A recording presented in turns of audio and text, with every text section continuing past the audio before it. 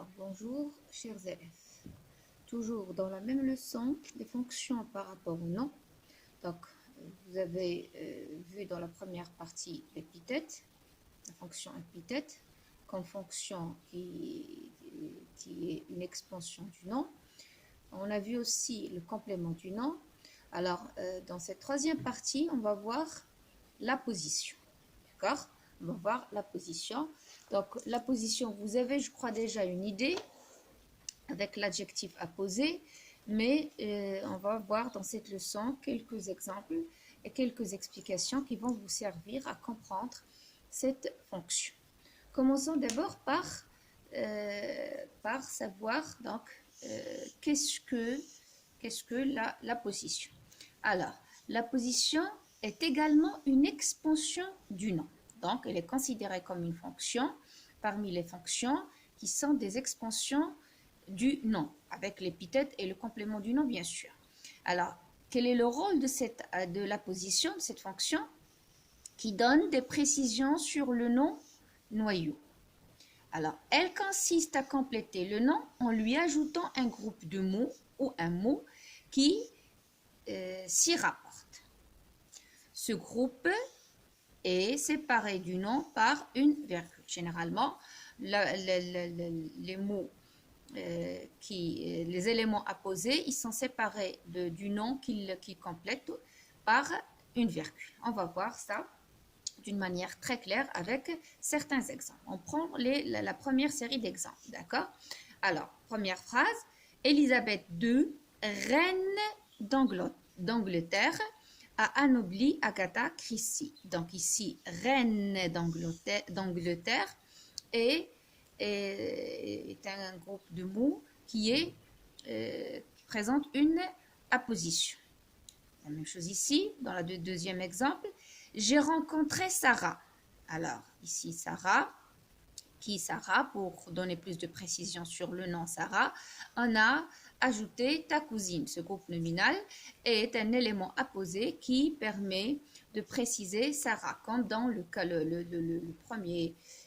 le premier exemple, reine d'Angleterre. Là, on parle d'Élisabeth II. Troisième exemple, timide, l'enfant baissait la tête. Alors, l'enfant, ici, le nom enfant, il est précisé, ou bien on sait très bien quel est son état. Il est timide. Donc, ici, là aussi, on a une apposition. Si vous l'avez remarqué, il y a toujours les virgules ou bien la virgule qui sépare le nom de l'élément apposé. Maintenant, on va voir quelles sont les expressions, bien les natures qui permettent de faire cette fonction de la position. Alors, donc, l'expression de la position peut être un nom ou un groupe nominal. Un nom ou un groupe nominal. Comme dans le cas, par exemple, dans le premier exemple, sorcière impitoyable, Caraba sème la terreur. Donc, ici, on a un nom propre. Donc, on a un nom propre qui exprime la position. Donc, ici, Caraba, il se rapporte à quel nom? Il se rapporte à sorcière. Donc, vous voyez, donc, un nom qui précise et qui montre qui est cette sorcière. Maintenant, on prend le deuxième exemple. On a j'ai vu Selim,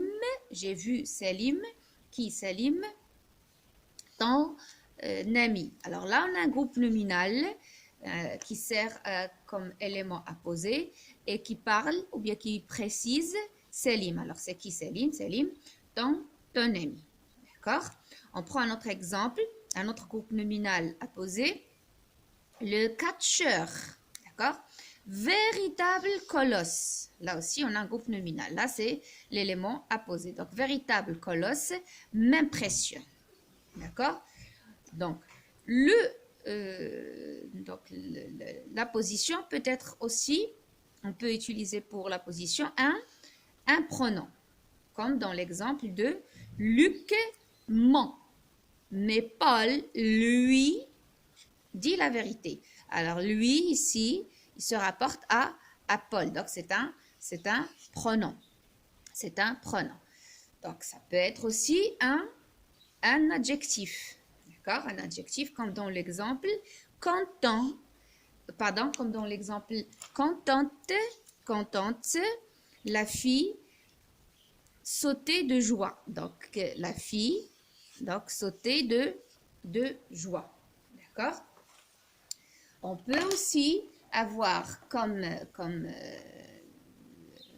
élément apposé le participe passé ou bien présent. Par exemple, haletant, c'est-à-dire essoufflé, il n'arrive pas qui a du mal à respirer. Le coureur, donc ici, le coureur montait le col, une arête montagneuse, d'accord? Donc là, on parle du coureur, d'accord? Vous voyez toujours, il y a la virgule. Pour le participe passé, on peut trouver, donc vous avez cet exemple, Franck, épuisé, ne parvenait plus à parler. Donc, l'état de Franck, il est épuisé. Donc ici, c'est un participe passé apposé sur, donc, pour préciser le nom ou bien l'état de Franck. D'accord? On peut aussi trouver la position sous forme d'un infinitif, un verbe à l'infinitif, comme dans le cas de mon but suprême. C'est quoi mon but suprême? D'accord? C'est réussir. Voilà, donc réussir, ici on a un verbe qui est un élément apposé. Donc, pour montrer c'est quoi mon but. Alors, mon but suprême, réussir, était enfin atteint. Il peut être aussi, ou bien elle peut être aussi, la position peut être aussi une subordonnée relative, comme dans le cas de Jules qui a sommeil abandonne la discussion. Donc, qui a sommeil, on parle de Jules. D'accord? Je crois qu'à travers ces exemples, vous avez pu quand même savoir comment on place les apposés et comment on les... quel est le rôle de cette fonction et comment ils peuvent être une expansion du nom. D'accord? Maintenant, il reste à savoir un détail aussi important, la place de l'élément apposé. Cet élément apposé qui soit un nom, un groupe nominal, un pronom, un adjectif, un participe passé ou présent, un infinitif ou une subordonnée relative, alors où peut-on le placer dans la phrase ou bien par rapport au mot auquel il se rapporte. Alors, un élément apposé peut être placé avant ou après le nom auquel il se rapporte. Donc, peu importe, on peut le trouver avant le mot auquel il se rapporte, comme on peut le trouver après le nom auquel il se rapporte. Par exemple, ici, pressé, Jacques avait oublié de fermer la porte. Donc, Jacques, comment est Jacques? Ici, Jacques est pressé. Donc, vous voyez, donc ici, l'élément apposé est placé devant le mot ou bien le nom auquel il se rapporte. Puis, on peut le mettre après le mot auquel il se rapporte. Notre camarade, alors, excellent joueur, là, on a un groupe nominal. Donc, excellent joueur, bien sûr, on parle de notre camarade. Donc, notre camarade, excellent joueur, avait une forte frappe. Et comme vous l'avez remarqué, on n'oublie pas la virgule. La virgule est très importante comme marque de ponctuation qu'on ajoute et qu'on place avec l'élément apposé. Mais, donc ça c'est d'une manière générale, donc un élément apposé, il peut être placé avant ou après le nom ou le mot auquel il se rapporte. Mais il y a une chose très importante, mais qu'il soit placé avant ou après le mot auquel il se rapporte ou bien au mot qu'il complète, alors l'apposé est généralement près de lui, d'accord? C'est généralement comme ça. Donc l'apposé, il se place près du mot auquel il se rapporte ou bien près du nom qu'il complète. Regardez, furieux, voilà, papa claqua la porte. Le voleur accablé, voyez, donc accablé, donc c'est toujours près du nom qu'il complète. Donc l'apposé, il prend toujours cette place, qu'il soit devant ou après, avant ou après, donc il est proche, il n'est pas loin du nom qu'il complète. Cependant, c'est une exception quand même. Cependant, il peut arriver que l'élément apposé soit assez éloigné du mot auquel il se rapporte. Des fois, dans certains textes, on peut trouver que l'élément apposé, il est assez loin, il n'est pas vraiment très proche du mot auquel il se rapporte, mais vous devez savoir que cet emploi est toutefois assez rare. Ce n'est pas vraiment un emploi très fréquent. Donc, voilà, donc c'est une autre fonction qui fait ou bien qui permet de compléter, de préciser le nom, d'accord? C'est la position. Vous avez une idée sur la posée ou bien la position sous forme d'adjectif.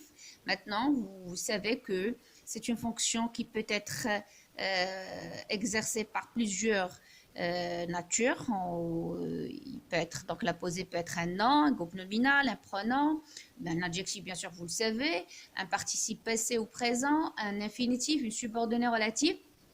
Et une chose est sûre, vous devez la garder dans la tête, la position, c'est une expansion du nom parmi les autres expansions que vous connaissez très bien, comme l'épithète, comme le complément du nom.